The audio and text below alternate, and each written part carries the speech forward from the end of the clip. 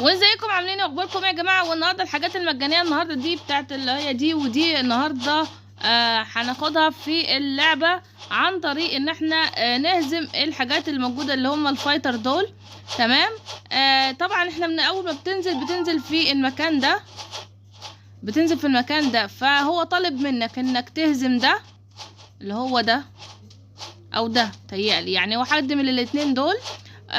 وده سنسي ده اللي هو تبع دي السودا اول واحده، وده اللي هو اللي انا قلت لكم عليه ده او ده هو اللي هتهزم واحد من الاتنين دول. وبعدين بتروح هنا بعد ما بتكون طبعا جمعت 15,000 كأس، بتيجي هنا هو عايز منك هنا في دي السودا، عايز منك تهزم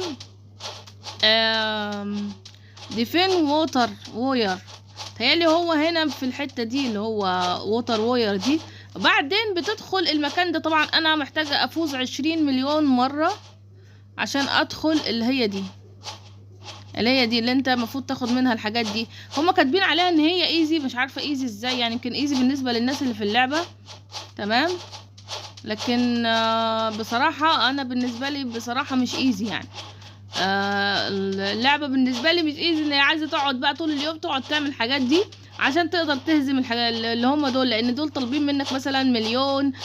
يكون مثلا جمعت 7 سنة، يعني مثلا ده عايز منك 7 مليون، ده عايز منك 73 مليون، ده عايز منك 600 وحاجة و40 مليون.